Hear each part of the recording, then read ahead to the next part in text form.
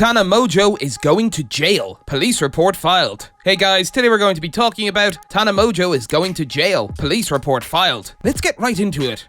The internet hasn't touched on Tana Mongeau recently, but this week she's in hot water. Not about her rekindled friendship with James Charles, but due to her comments on a podcast episode. She recounted a wine tour in Paris and criticised her guide rather harshly. Her remarks, harsh to say the least. A few weeks ago, Tana and friends visited London for a collaboration with the Sidemen on their channel. Expanding their Europe trip, they hit Paris, the backdrop of this unfolding drama. On her podcast, Tana vented about an unpleasant wine tour experience, pinning her dissatisfaction on the guide, Cynthia. Usually for privacy reasons, Tana alters names in her stories, not this time. She candidly shared Cynthia's name and even the wine seller's title, which was quite revealing.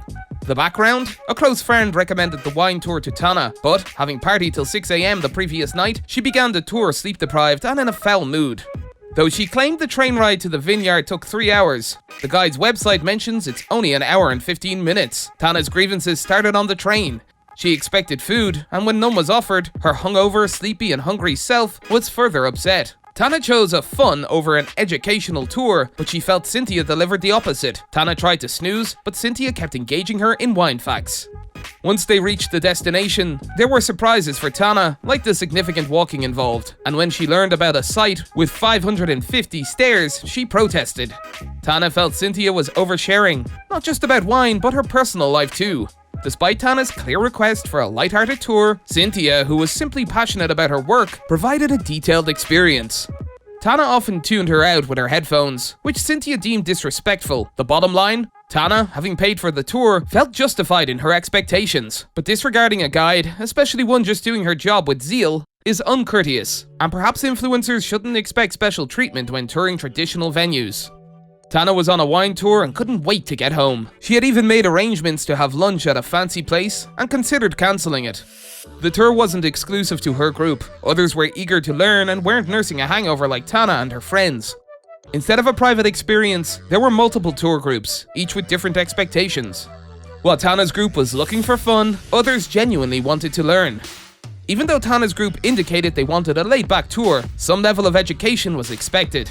The guide, Cynthia, was there to enlighten them about wine, not to simply watch them drink. Tensions rose when Tana felt overwhelmed by Cynthia's dedication to teaching, leading to arguments and miscommunications. At one point, after Tana showed disinterest, Cynthia quipped about letting civilized people try the wine, which didn't sit well with Tana. Things escalated when Tana's transport cancelled.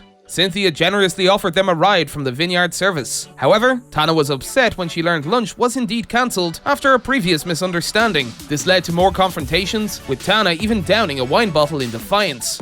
On their ride back to Paris with Cynthia, the atmosphere was tense. Tana felt Cynthia took jabs at influencers, maybe even making remarks about Tana herself. But it's worth noting that Tana often exaggerates stories, casting doubt on some details. The fallout? After Tana discussed this publicly, her fans bombarded Cynthia's wine tour business with negative reviews. It's unfortunate since Cynthia is a highly acclaimed tour guide, recognized for her exceptional wine experiences in Paris. Cynthia, with a fervent passion for wine and empowering women in the wine industry, has faced backlash from Tana's fans. Her website, Delectable, champions women in this largely male-dominated field. It features champagnes made solely by women, highlights women's roles in champagne houses, narrates the tales of these women, and empowers other women with the knowledge and confidence to explore sparkling wines globally. Originally from Canada, Cynthia has spent nearly 3 decades in Paris, merging her love for travel, wine, and meeting new people. Cynthia's website transparently details the wine tour Tana chose, dispelling Tana's claims of expecting something different.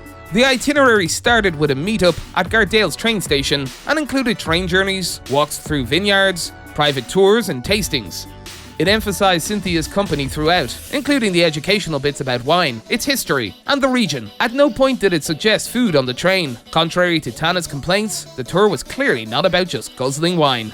Cynthia spoke to NBC about the tour, highlighting her role in promoting responsible drinking. This is also clearly stated on her website.